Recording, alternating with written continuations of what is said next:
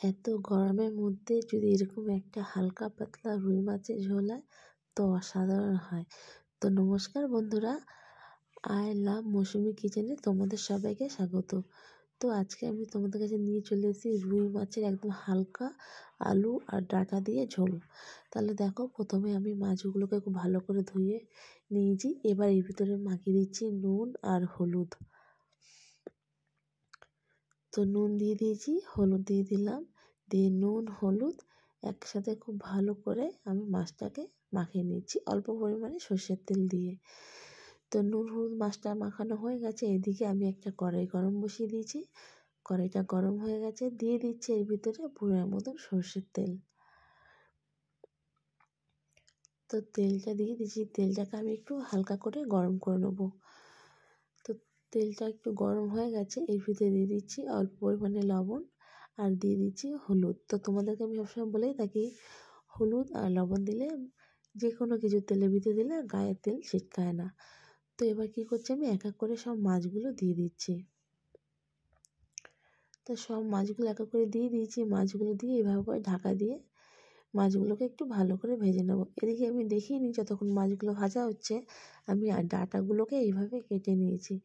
ডাঁটা আর আলুগুলোকে আমি এইভাবে করে সব কেটে নিয়েছি। আর এগুলো হচ্ছে সাদা ডাঁটা আছে। তো এই ডাঁটাগুলো খুব নরম হয় আর খুব কচি হয়।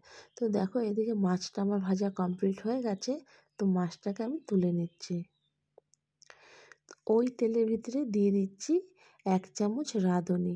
তো আজকে আমি রান্নাটা রাঁধুনি ফোড়ন দিয়ে করছি।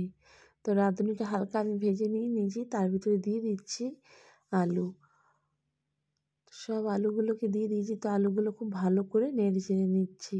আলুগুলোকে আমি হালকা ফ্রাই করব, খুব বেশি এখন ভাজবো না। তো অল্প লবণ দিয়ে আমি হালকা আলুটাকে ফ্রাই করছি। তো এইভাবে করে হালকা আলুটাকে আমি ভেজে নিয়েছি, খুব একটা বেশি ভাজিনি, কারণ যেহেতু আমি ডাঁটাগুলো কেটে রেখেছি ওই ডাঁটাগুলো আলুর সাথে একসাথে ভাজবো। তো সব ডাঁটাগুলো এর ভিতরে দিয়ে দিচ্ছি। সব ডাঁটাগুলো দিয়ে দিয়েছি। এবার ডাঁটাগুলোর সাথে আলুগুলো খুব ভালো করে আমি মিশিয়ে নেব। তো এইভাবে করে আলুগুলো আর ডাঁটাটা আমি ভেজে নিয়েছি। তো আরেকটু ভেজে নেব, তারপর ডাঁটাটা কতটা কমে গেছে, ভাজা হলে এত নরম হয়ে ডাঁটাটা কমে যাচ্ছে। তো আমি আরেকটু হালকা করে ভাজবো। তো এইভাবে করে আলু আর ডাঁটা ভাজা হয়ে গেছে। এবার এটাকে আমি নামিয়ে দিচ্ছি। কড়াইতে দিয়ে দিচ্ছি অল্প পরিমাণে সর্ষের তেল।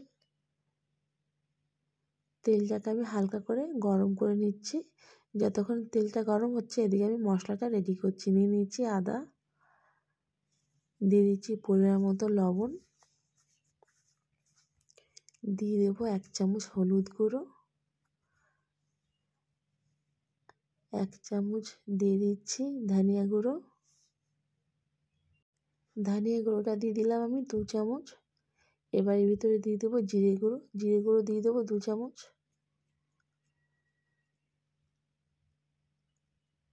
তো জিরে গুঁড়োটা আমি 2 চামচের মতো দিয়েছি। দিয়ে দিচ্ছি অল্প পরিমাণে জল।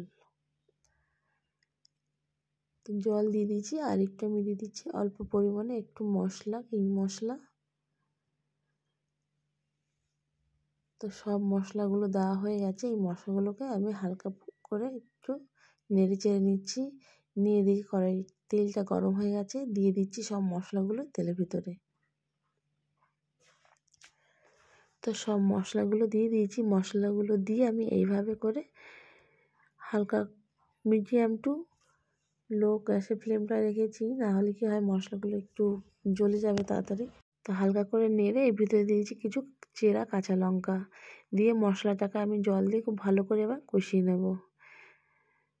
মশলাটা কষাতে থাকবে, যতক্ষণ কষাতে থাকবে ততক্ষণ না মশলা গা দিয়ে তেল ছেড়ে আসবে, ততক্ষণ মশলাটা কষাতে থাকবে। তো তোমরা দেখলে বুঝতেই পারবে মশলা খুব ভালো কষানো গেছে। দেখো মশলা গা দিয়ে পুরো তেল ছেড়ে গেছে। তো এইভাবে করে মশলা কষাতে থাকলে তোমরা দেখে বুঝতেই পারবে যে মশলা গা দিয়ে তেল ছেড়ে গেছে, মানে মশলাটা খুব ভালো কষানো হয়ে গেছে। তো মশলাটা আমার খুব ভালো কষানো হয়ে গেছে। এবার যে সবজিগুলো ভেজে রেখেছিলাম এগুলো সব দিয়ে দিচ্ছি। এইভাবে করে সব সবজিগুলো এর ভিতরে দিয়ে দিচ্ছি। এবার সবজির সাথে আমি মশলাগুলো খুব ভালো করে মিশিয়ে নেব। আর এইভাবে করে একবার গরমে অল্প তেলে মশলাটা দিয়ে মানে রেসিপিটা বানিয়ে দেখো। এটা একদম লাইট, একদম হেলদি খাবার।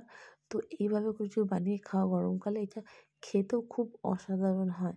তো একবার তোমরা বাড়িতে বানিয়ে টেস্ট করে এটা দেখতেই পারো বন্ধুরা। আমাকে কমেন্ট করে জানাবে তোমাদের এটা কেমন লাগলো রেসিপিটা। তো আমার তো এরকম গরমকালে রেসিপি দারুণ খেতে লাগে। তো তোমরাও একবার বাড়িতে বানাও, আর বানিয়ে আমাকে কমেন্ট করে জানাও তোমাদের কেমন লাগছে। আর তোমরা যদি এরকম নতুন নতুন ভিডিও পেতে চাও তো আমাকে একবার কমেন্ট করে জানাবে। তো মশলাটা আমার কষানো হয়ে গেছে, দিয়ে দিলাম জল। জলটা আমি একটু বেশি করেই দিচ্ছি, যেহেতু এইটাকে আমি একটু হালকা ঝোল রাখবো, আর এই কারণে আমি জলটা বেশি করে দিচ্ছি। তো জলটা দিয়ে আমি এটা খুব ভালো করে ঢেকে দিচ্ছি। 5 মিনিটের মতো থাকছে, আসছে 5 মিনিট পর। তো দেখো খুব ভালো ঝোলটা ফুটে গেছে। এবার একটু আমি হালকা করে নেড়ে চেড়ে দিচ্ছি। এবার আমি কি করবো, যে মাছগুলো আগে থাকতে ভেজে রেখেছিলাম ওই মাছগুলো দিয়ে দিচ্ছি। মাছগুলো দিয়ে খুব ভালো করে এবার এই ঝোলের সাথে মিশিয়ে নিচ্ছি। তো মাছগুলো দিয়ে খুব ভালো করে মেশানো হয়ে গেছে। তো আজকে রুই মাছ, আলু আর ডাঁটা দিয়ে ঝোল কমপ্লিট হয়ে গেল। যদি তোমাদের ভিডিওটা ভালো লাগে তাহলে লাইক করে, শেয়ার করে, সাবস্ক্রাইব করে দিও। পাশে থাকা বেল আইকনটা প্রেস করে দিও। যখনই আমি নতুন নতুন ভিডিও ছাড়বো সবার ফার্স্ট তোমাদের কাছে পৌঁছে যাবে। বাই বন্ধুরা।